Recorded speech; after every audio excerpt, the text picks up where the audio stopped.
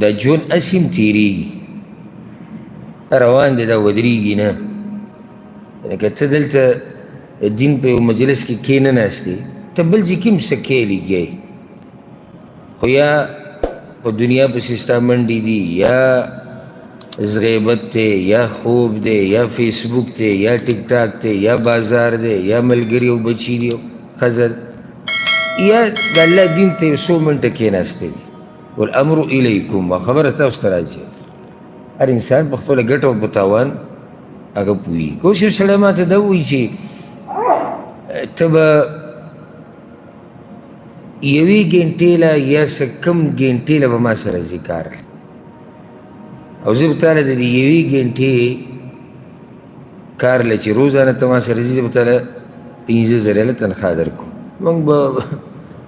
پته نشته چې د خوشحالۍ نه به موږ څه څه ویلي او څه څه به م کړي. یوه ګنټه 50,000 ریال، دلته ګنټه څه کم ګنټه او خیر د دنیا او د آخرت، ګټه د دنیا او د آخرت، پوهه د دین سره د اجر. یعنې یو کمه فایده زه تا ته ذکر کړم د دې مجلس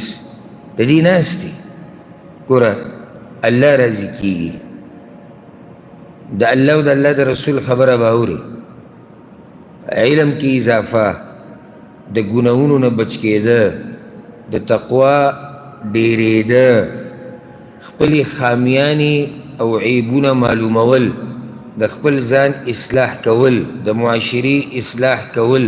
د زړه خوشحالېده، د زړه سکون، او داسې پسې بیا ځه کمه به سړی شماري. دا ټول تا ته د یو ځای کې میلاوي. او بیا حدیث کې راځي چې رسول الله صلی الله علیه وسلم وایي چې کله دا خلک پاسي د الله طرف نه اعلان وشي چې پاسئ په داسې حال کې چې الله تاسو بخلي، صرف ګنټه څه کم ګنټه. دا موږ الله اوچت نعمت را کړی ده. والله دا 40 ګنټې نه انسان دې لمحې ته انتظار وي چې نور خو موږ هغه ژوند تاسو ته پته لري چې څه کیسه روانه ده. دا لږ وخت داسې شي چې سړی لږ توجه یې برابر شي خپل رب ته، خپل پیغمبر ته، قرآن ته، حدیث ته، لږ سړی لږ په سکون شي، لږ دمه شي. یعنې دې دروازې نه چې بار خپه کېږي، والله که دې دمه او سکون ولید بیا ما ته ووایه. سکونونه مکونونه په پیسو کې نشتي، دا په مزدوریانو کې نشتي، دا د بچو سره او د ښځې سره په ناسته کې نشتي. ټول غمونه، ټولې جاخې او مسلې دي،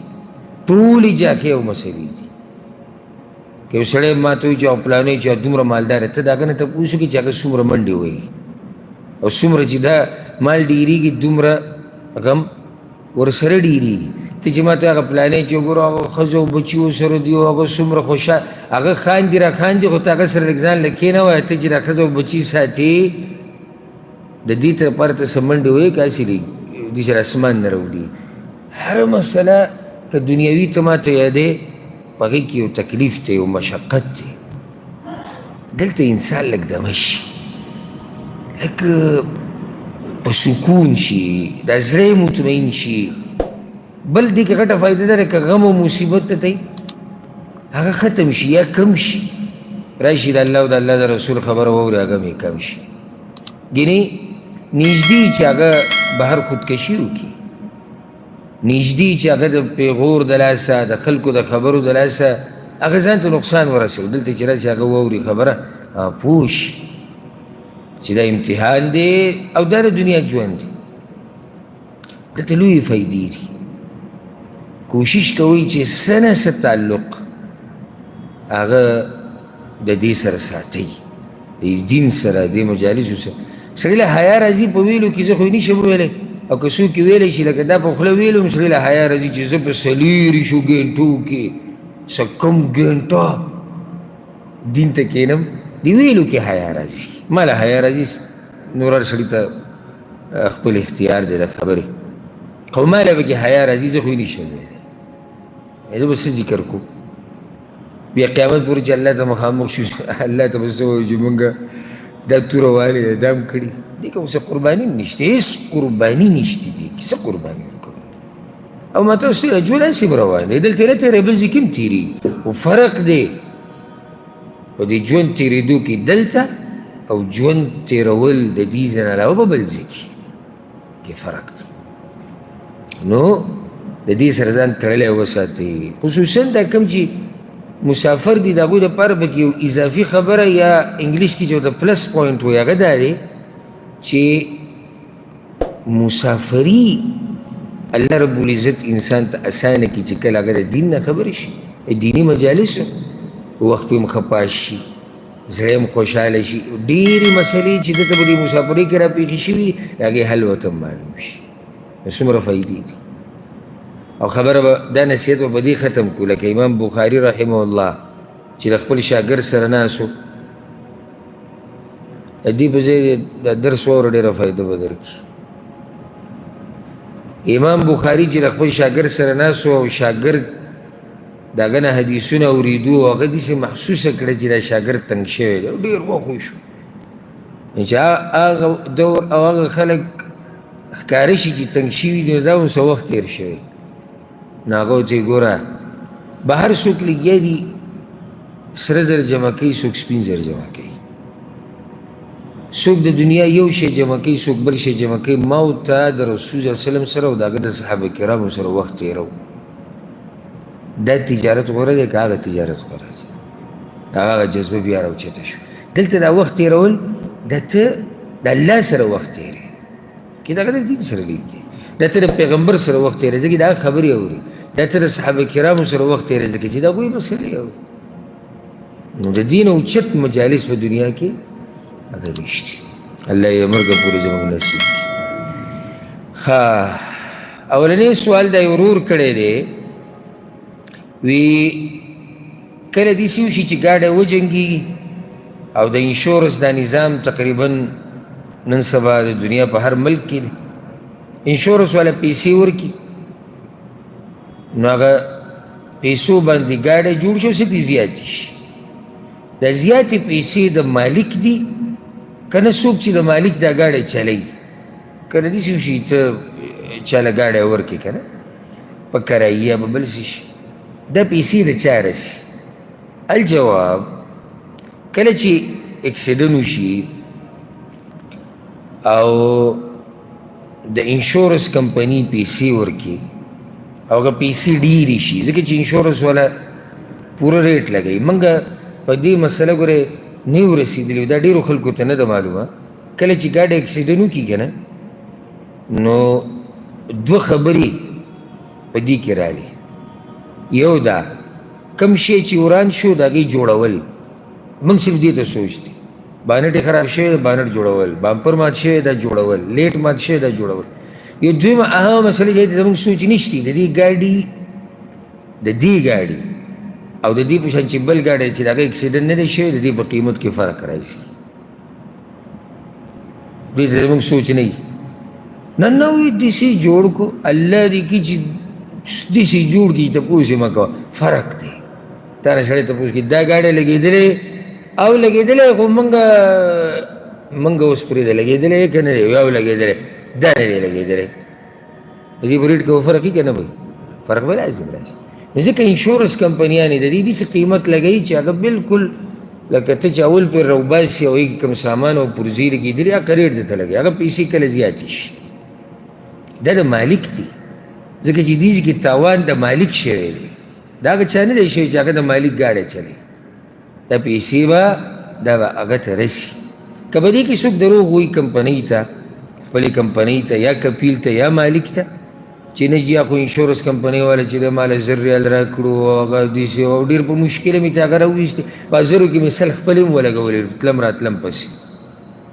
دا به دې دوکه کې مخلوق خالق له څوک دوکه نشي ورکولی. یو دا یاده کړه. دویمه دا مسله زړه ته واچوئ. مسلمان خو مسلمان دی چې د کافر سره کار کوي که نه نو د هغه سره هم خیانت او دوکه کول حرام دي. په دې نه اخوا زه څنګه دا مسله بیان کړم. بعضو د عربو نو د عربو مال شي چې قرآن او حدیث کې راځي عرب مال خوره، او که ستا ده ته خو په خپل پوټ ځمکه باندې رور وژنې، ته خو په انچه ځمکه باندې تره وژنې، او دا چې د عربو مال او دغه مال دا موږ چې در په دې کېږو که نه نو د هغې یوه غټه وجه زموږ د خپل اعمالو هم دي. نو زمونږ چې هم پسه اوس بر شو نو بیا به راته چل وښایو خو چې اوس هم بر شي. دې مخکې ورځو کې زه یو ځي ته ورغلم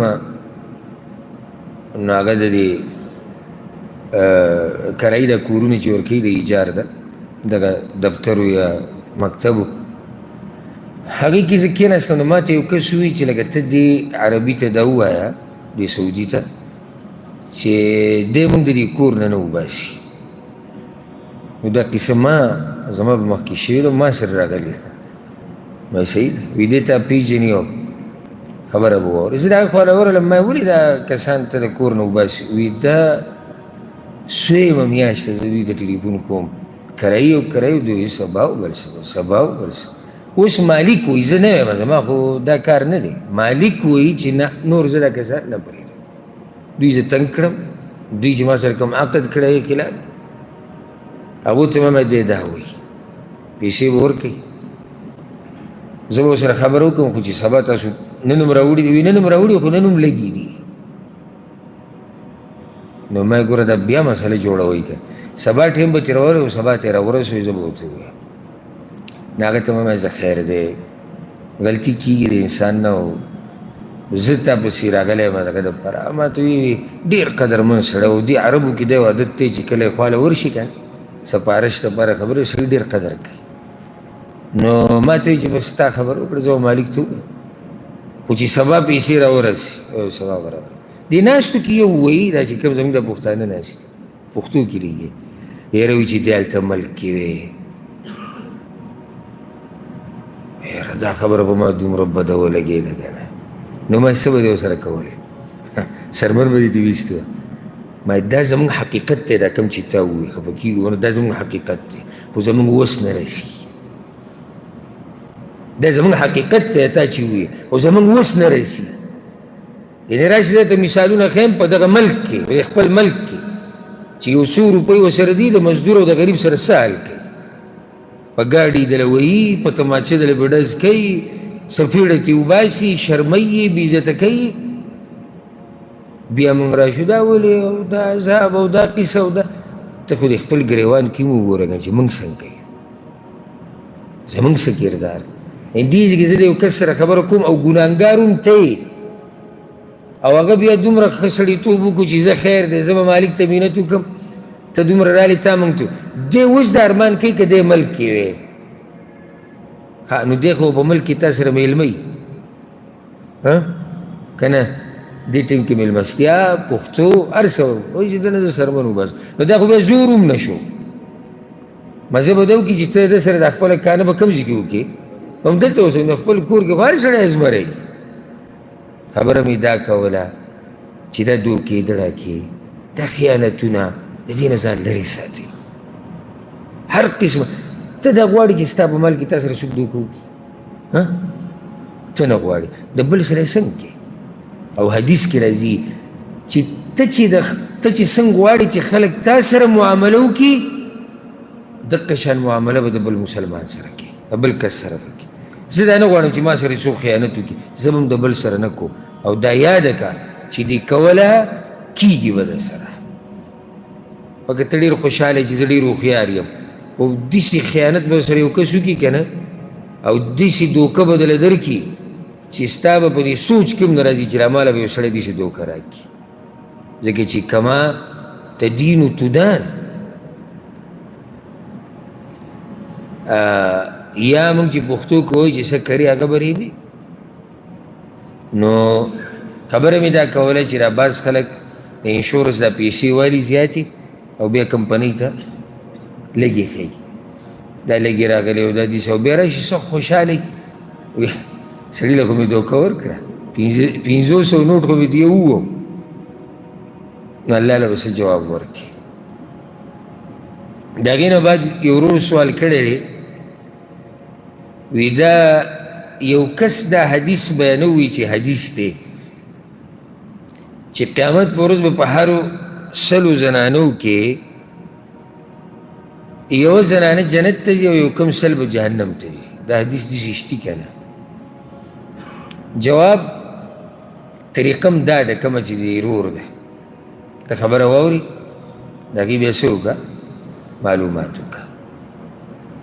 معلومات هم بیا د داسې چا نه وکړه چې تا ته پته وي چې او د سره علم شتي هر چا نه معلومات کول نه دا طریقه ده دا یو روایت امام ابو یعلا په مسند په خپل مسند کې راوړی دی او په هغې کې دا دي چې من 99 امرأة واحدة في الجنة وبقيتهن في النار یو په جنت کې او باقي ټولې جهنم کې او د دې په سند کې یو راوي راځي حسین بن قیس او دا په اتفاق د محدثین علماو دا کمزوری راوي دي نو دا روایت سندن انتهایی کمزوری دی لږ نه انتهایی کمزوری روایت دی ها داسې شتي صحیح حدیثونو کې چې زنانه به د نارینهو نه په جهنم کې ډېري بس او دا نه چې سلو کې یو کم سل هغه جهنم کې دی یو جنت کې ده دې صحیح روایت نشته او د هغې موجه رسول الله وسلم ذکر کړې ده که هم هسې نه دي ویلي هغه وجه څه ذکر شوی دی چې دوی ولې جهنم کې ډېري ناشکري کوي او خیرې کوي یو د خاوند ناشکري دویم خیرې کول او سبحان الله ته دې ښی ګس تاسې نظر وچلو هغه زنانه چې ته یې پېژنې دا د زنانو غټه بیماري ده خیرې کول او د خاوند ناشکري رسول صلی الله علیه وسلم وایي ته که یو لویه زمانه یو 100 کاله ته د زنانه سره ښه وکړې که نه او معمولی مسله راله نه هغه راته وایي تا څه کړي دي او دا حقیقت دی بلکل زنانه ډېره لنډه راتاویږي او دا هم د دې د عقل کمی دی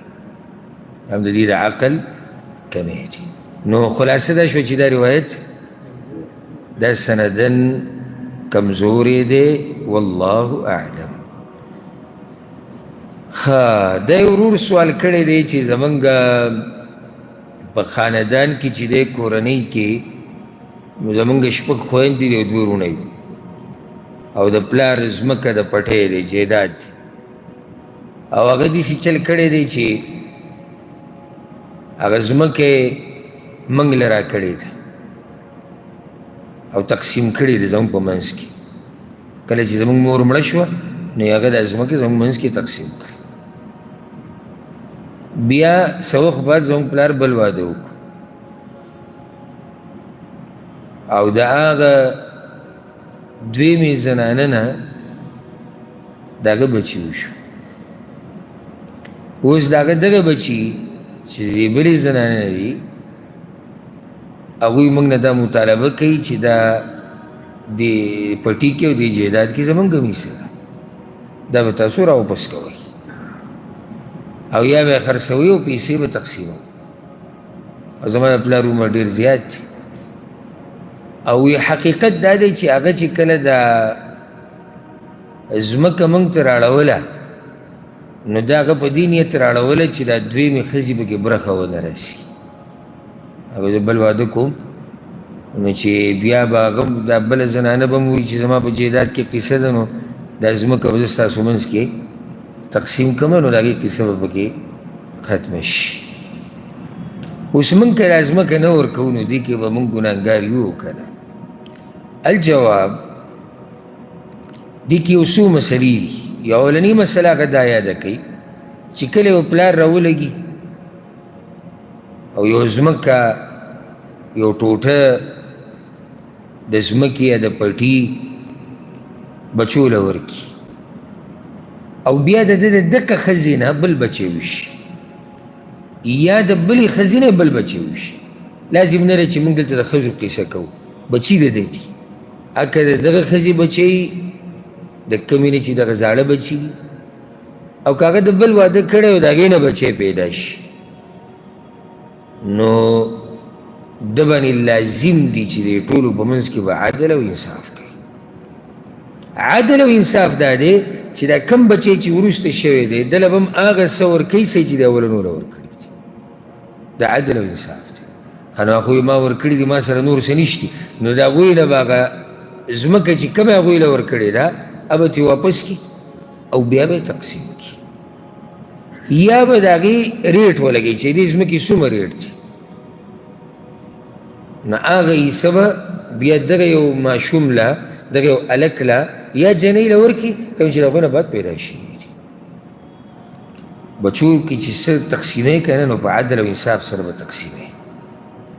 حدیث کې راځي صحیح بخاري صحیح مسلم کې حدیث دی نعمان بن بشیر رضی الله عنه هغه وایي چې تصدق علی ابي ببعض ماله وی زما پلار ماله په دې رونو خویندو کې څه مال زیات راکړو چې دا ستا شو دی ډېر خوب. نو زما مور ورته ووایي چې د هغې نوم عمره بنت رواحه چې زه ګوره ستا په دې کار راضي نه یم تر څو چې تا په دې رسول وسلم نه یې ګواه کړی که هغه ګواه شو نو بیا صحیح ده داسې دینداره خلک ورته یاره وایي زما دا زړه پرې نه دی مطمئن دا نور هم ستا زامن دي دا نور هم ستا بچي. نو زما پلار لاړ په رسول صلی الله علیه وسلم پسې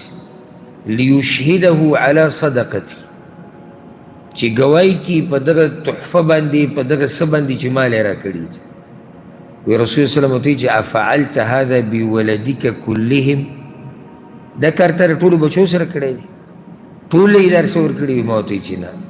وی راته وایي چې اتقوا الله واعدلوا فی اولادکم د الله نه ویرېږئ او د بچو په منځ کې عدل او انصاف کوئ. او یو روایت کې راځي وي چې زه په ظلم باندې ګوهي نه ورکوم. فرجع ابي فرد تلك الصدقه نو زما پلار کور ته راغی زما نه هغه څه چې ما له هدیه کړي وو تحفه کې راکړي زما په برخه کړي هغه زما نه واپس واخیستو. دا مسله یاد کې بچو په منځ کې عدل او انصاف د دې ما وضاحت کړی چې عدل او انصاف څه ته اوس به خبره ډېره اوږدې شي. عدل او انصاف په هغه څه کې چې هغه ګوره بعض څیزونه داسې دي چې هغې کې عدل او انصاف لازم نه دی هغه حسب ضرورت دي لکه یو بیمار شو دوایي نه ولالي نو هغه روغ له به ملي نه دا نه خو د دې نه زیات اوس څه دي یو شی دی چې هغې ته ضرورت د دوی نشته ته یې وله ورکوې لکه د یو له ته د خپل طرف نه هسې 100 ریاله ورکوې 100 روپۍ وله ورکوې نور هغه ته خپله خرچه میلاویږي ټولو ته هر څه میلاوي دا به ته عدل کې به به یې نور له هم ورکوې. بیا عدل دا دی عین عدل بالکل چې هلک له به د 2 جنکو برخه ورکوې همدغه الله په قرآن کې ذکر کړی نو چې ته څه ورکوې او ما ته اوس ته ووایي چې هغه څه کې به عدل کې نو چې ته به څه ورکوې نو یو هلک د 2 جنکو برخه یا 2 جنکو له د یو هلک برخه به ورکوې. دا یو مسله شوه دی به لازم عدل کوي. دویمه دې کسانو له پکار چا ته چې ځمکه میلاو شوې ده چې دوی خپل پلار ته نصیحت وکړي که غواړي دا چې پلار د قیامت په ورځ د عذاب نه بچ شي او د جهنم نه نو چې مرسته ورسره وکړي او نصیحت ورته وکړي او داسې ورته ووایي چې بس دا ځمکه یا خو واله او تقسیم یې کړه ټولو په منځ کې یا بس تا ته پاتې ده چې کله ته دنیا نه لاړې بیا بس هم دا پاتې کېږي بیا به ورسره وروسته ګورو دا به تقسیمیږي. درېیمه خبره هغه دا ده مسله د زنانه دا لویه ګناه ده لویه ګناه چې یو سړی خپلو بچو له څه شی ورکړي د دې دپاره چې خپله ښځه ترې محرومه کړي دا حرام دي یا یو بچي له څه ورکړي چې له نور ترې محرومه کړي یا یو خپل له که بل خپل هغه له څه شی ورکړي چې له بل خپل ترې محرومه کړي دا حرام دي دا دوکه ده او دا زیاتې دي نو یو خو دې سړي دا کار حرام دی. بله ده چې د زنانه داسې برخه خو نه ده څنګه چې د بچو ده د هغې یا 4مه برخه ده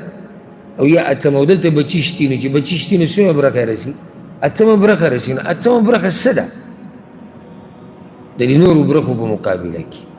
او که ډېر هم ده خو چې کله الله تا ته ویلي د الله شریعت ته خبره خو اورېده او سبحان الله د دې بعضو دې زړونو ته زه حیران یم لکه یو زنانه راله خپله ځواني تا سره خاورې کړه تا له بچي راوړو ستا د کور خدمت ته بوډا شوې ستا خدمت او ته دا نه غواړې چې دې ته په دې میراث کې برخه میلاو شي. زه تاسو ته دا خبره وکړم ګورئ دا زنانه چې کور کې داسې روب داب لري که نه دا بوډۍ نو دا ګوره د دې بوډا د لاسه د چا د لاسه د دې بوډا د لاسه غالبا زه همیشه نه وایم خو غالبا یې وایم غالبا چې دا بوډا کله دې دنیا نه تللی دی نو د دې بوډۍ قدر او قیمت په کور کې کم شوی دی که نه زما خبره غلطه بیا خو هغه یو وایي هغه چې ما ته ښځې وایي چې هغه داسې ستا دا مور چغې م ډېرې وایي بل وایي چې هغه وایي چې ستا دا مور لږه جاهله ده او زمونږ ښځې خو دا دی چې چونک کې هغې تعلیم کړی ده او هغه د تعلیم یافته دغسې نه هغه وایي چې دا بوډۍ جاهله ده بوخانۍ بیا خو دا کیسې شروع شي ولې شریعت دې له برخه ور د شریعت دې حکمتونو ته ګوره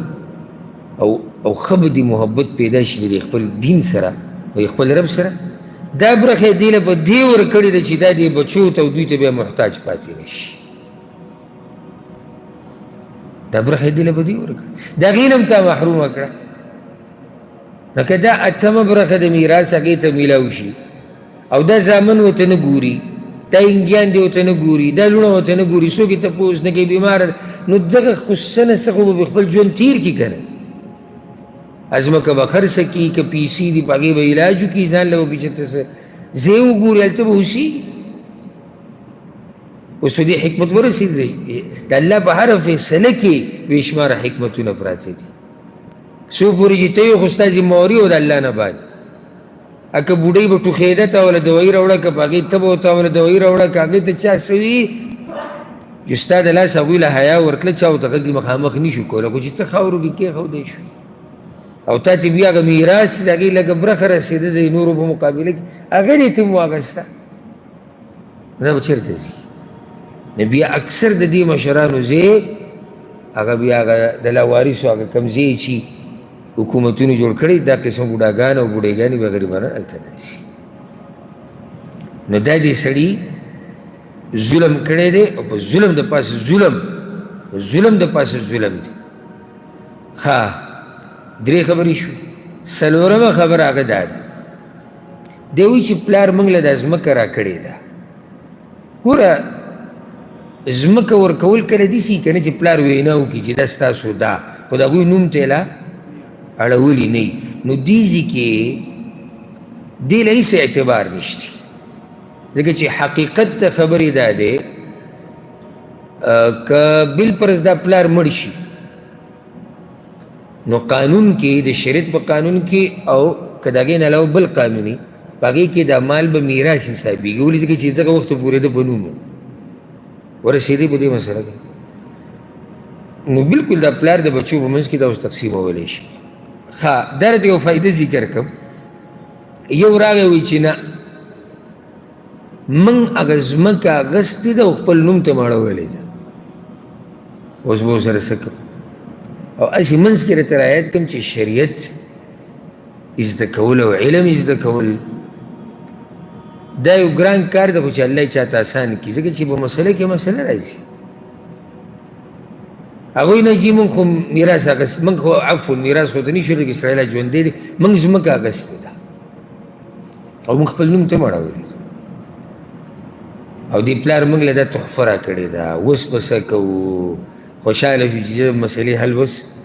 نشته او ځمکه موږ ته پاتې شو نو یاده کوي حدیث کې دا راځي امام ابو داود امام ترمذي راوړی عبدالله بن عباس وایي لا يحل لرجل أن يعطي عطية او یو سړي له نه دي روا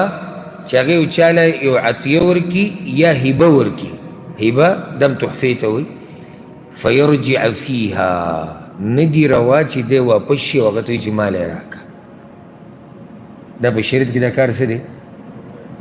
روا دی که ناروا دی چې تحفه چاله ورکړي او بیا پسې ورشي چې ګنټه بعد ورته بیا ور وټکي ته راوړی را واپسې راکړه سبحان الله شریعت چې کوم کار منع کي که نه نو روغ فطرت او روغ عقل هم بد ګڼي ته په کومه خوله او په کومو سترګو به ته په کومه خوله به خبره کوې په کومو سترګو به ته مخامخ کېږي چې یاره هغه شی واپس راکړه دا خو اوس دغه وروڼه او خویندې به ښه خوشحاله شي چې حدیث پې هم شتي چې واپس کولی نه شي دا حدیث پوره واوره دې کې ختم شوی نه دی الا الوالد فيما يعطي ولده سوای د هغه تحفې او عطیې نه او هبې نه چې پلار یې بچي له ورکړي نو پلار یې ته واپس اخیستی شي. پلار چې بچي له کومه عطیه ورکړي تحفه ورکړي واپس یې ته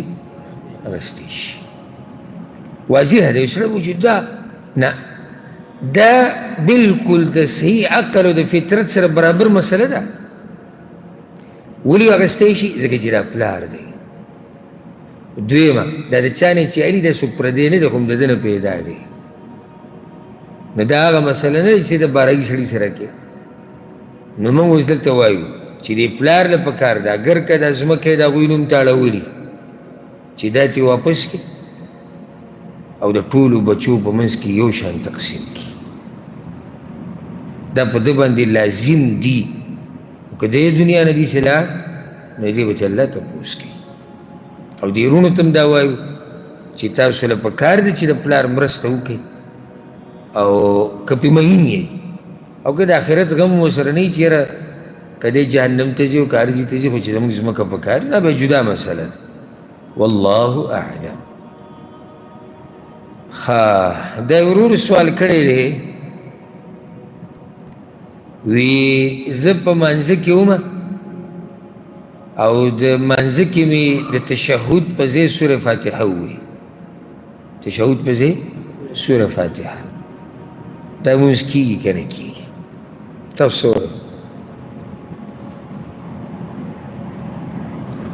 موږ اودس خو ټول کوو که نه که سره داسې وشي څه به کوې؟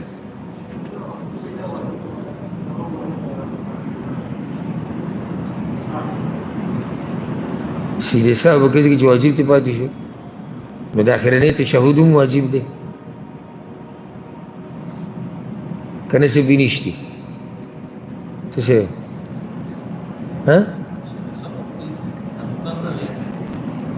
سجده سهو به کوي او بس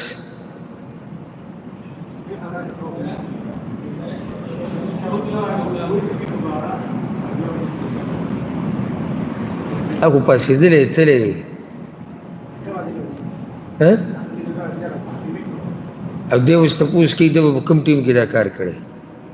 که نه اوس دی ماسوتن مانځه کې ورسره دا کار وشو ده ته به څه وایي؟ جواب د دې مسلې یاد که تفصیلي څوک چې سوره فاتحه وایي د تشهد په ځای کې دا په دوه قسمه دي. انسان نه کېږي داسې کله سړی چې ناسي التحیات وایي او خیال یې الحمدلله یې شروع کړي. کله سړی الحمدلله وایي التحیات یې شروع کړی ذهن بل طرف ته یې سوچي. تشهد موږ سره دوی دي. یو ته موږ لنډه قاعده وایو دویم ته موږ اخرنۍ قاعده وایو. تفصیل به داسې کوو موږ ځکه چې د هر یو قاعدې جدا حکم دی.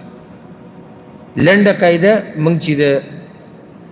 اشهد ان لا اله الا الله پورې ووایو بیا پاسو. اوږده قاعده اخرنۍ موږ پکې بیا درود ووایو بیا دعا وغواړو بیا سلام وکړو. ډېرو خو صرف تشهد ویلی خو دی موږ ته نه دي ویلي چې دا دی کوم تشهد کې دی خطا شوی دی. نو بیا په کار د هغه چا له چا نه چې سوال شوی دی چې هغه جواب د دواړو حالاتو ورکړي چې ده ته پته ولګي. اوس که زه د دویمې قاعدې خبره وکړم کیدای شي د اولنۍ کې خطا شوی او که زه د اولنۍ خبره وکړم نو کیدای شي د اخرنۍ کې خطا شوی. اولنۍ لنډه قاعده یو سړی راغی منځه ته ودرېدو لنډه قاعده باندې چې کېناستو الحمدلله رب العالمین ویې ده بیا راغی تپوس کوي چې څه چل به کوو. که چېرته داسې څه حادثه یا داسې واقعه راپېښه شوه او ته خطا شو الحمدلله دې ووایي نو مونځ صحیح دی. ښه ده چې را تشهد پرېښودی دی د هغې دپاره به د سجده سهو کوي ځکه چې تشهد د اولنۍ لنډه قاعده دا د مونځ په واجباتو کې دي او واجبات مونځ کې چې که نه دا چې دنه پاتې شي نو بیا سجده سهو وکړه بس الله راته هر څه معاف کړو. پوه بې نه شوې ښه. اوس که چېرته داسې وشي دا خو هغه سړی دی چې بلکل چورلټ ته خبره هېره ده لکه په تحیات باندې ناست دی الحمدلله رب العالمین الرحمن الرحیم ولا الضالین آمین او بیا پاسېد الله اکبر دا موږ د هغه مسله ذکر کړه یعنې پاسېدلی دی د لنډې قاعدې نه پاڅېدلی کله داسې هم کېږي چې ده ته منځ کې رایاده شي چې دا خو زه په تحیات ناست یم نشي کېدی داسې داسې اکثر کېږي خطا ته رایاد شو نو موږ به اوس درته وایو چې اوس تشهد ووایه مونځ دې صحیح دی سجده سهو لازم نه ده بعضو علماو ته مستحب ویلي وي که سجده سهو وکړه چې ډېره ښه ده خو که ونه کړي مونځ یې صحیح دی ولې ځکه چې ده تشهد پرېښودی نه دی ګورئ نو سجده سهو پرې ته د څه کې ځکه که وکړي غوره ده نو هغه ولې د څه دپاره شوه هغه سجده سهو بیا څه دپاره ده د اضافت یې کړی دغه ځای کې سوره فاتحه ویلې ده خو مونځ یې صحیح دی که دی سجده سهو هم نه کړي ورسېدی بې که نه ها دا مسلې یادې کوي که تاسو دا محسوسوئ چې دا موږ ته راپېښېدی شي او که چاته یې ضرورت نه وي دا به جدا مسله ها بل سړی خطا شو په دې اخرنۍ قاعده کې د دې مسله جدا ده ځکه چې اخرنۍ تشهد چې کوم دی دا دویم دا رکن دی دا د منځه رکن دی حدیث کې راځي امام نسائی راوړی عبدالله بن مسعود وی موږ به وي تشهد چې کله موږ باندې فرض شوی نه و نو موږ به وي السلام علی الله السلام علی جبرائیل و میکائیل وی رسول صلی الله موږ ته وی چې اوس به تشهد وایې فرض شو رکن دی او رکن چې پاتې شي په منځ کې که نه نو د هغې دپاره سجده سهو نه کافي کېږي لازم به هغه رکن کې لکه مثال پرې درکړم یو سړي نه سجده پاتې شو سجده واجب دی که رکن دی رکن دی لازم به دی دا سجده کوي بیا به سجده سهو کوي نو اوس به موږ درته دا وایو یو سړی دی هغه سلام یې وګرځو رایاد شو ته چې ما خو تشهد کې څه ووایي سوره فاتحه مې وي نو دته اوس موږ وایو که نږدې یې دغه ټیم نږدې دی فاصله ډېره نه ده نو بیا دې قبلې ته مخکې څنګه چې تحیات ته کینې کیدي ني تشهد به ووایي او سجده سهو به وکړي سلام به وګرځي او سجده سهو به وکړي او که د سلام نه مخکې کوي نو هم روا دي ها دته سبا رایاد شو اوس خو منځ کې ډېر فاصله راغلې ده منځ کې دنیوي خبرې راغلي منځ کې خوبونه راغلي دي منځ کې تجارت راغلی منځ کې نور عبادات راغلي اوس موږ څنګه موږ درته ووایو چې ته نن هغه څه ټوټه چې د مانځه پاتې ده نن یې وکړه د پرونۍ سره به یو ځای شي هېڅ خو نشي کېدی که نو ځکه دلته اوس موږ درته وایو چې ته به ټول لمونځ بیا کوې اوس هم پوه نه یې که نه ورسېدی دلیل په دې څه دی یو سړی ما ته دا ویلی شي تا چې دا خبر وکړې چې رکن به لازم کې په دې څه دلیل دی ګوره د رسول الله وسلم نه د ماسپښین د منځه دوه رکعته پاتې شي یا د مازدیګر د منځه قصه تاسو ته معلومه او بیا رسول وسلم کور ته لاړ صحابه کرام پسې ورغلي وي یا رسول الله تاسو دوه رکعته لمونځ وکړو نو هغه سې چلو کړو هغه سجده سهو یې وکړه راغه هغه دوه رکعته یې وکړو او سجده سهو وکړه ځکه چې رکعت رکن دی نو دغه شان په اخرني قاعده کې تشهد ویل څه دي یاره تاسو چې راغلی جواب راکړئ زه شکي شم چې تاسو کې څه نه یې پوه شي اخرني قاعده کې تشهد رکن دی دا به لازم کې بیا به سجده سهو کې اولنۍ قاعده کې تشهد واجب دی که دنه پاتې شو نو پاتې شو اخره کې سجده سهو وکړه دا فرق دی دې کې والله اعلم ها د ورور سوال کړی دی او دا ډېر هر سوال فایدهمن خو د بعضو ضرورت ډېري او په نسبت د نورو فایدهمن ډېر وایي چې سکول کې یا یونیورسټۍ کې یا بله اداره کې هر تعلیمي اداره چې په دې کې استاذ چې نارینه وي نو دې جنکو ته زنانو ته سبق خوی شي که نه منځ کې سحایل نه وي دیوال نشتی کمره نشتی بل څه خو ډایرکټ مخامخ جنکۍ ناستې دي هلته استاذ لګیا دی ما وی هره تعلیمي اداره ځکه زه به دا مسله عامه بیانوم دا یو خاص ادارې سره تعلق نه دا شرعي مسله ده عامه که هغه ته ورله نوم د یونیورسټۍ ورکې، که هغې ته ته مدرسه وې، که هغې ته ته سکول وې، که هغې ته ته بله اداره وې، که هغې ته ته بله اداره وې، که هغه هر څه دي. او که هغه وقتي طور، بعض ادارې داسې وقتي طور ده څه وخته پورې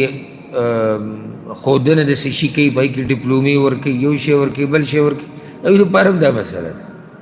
ته مسله یاده که د ادارې نوم باندې توجه مه ساته.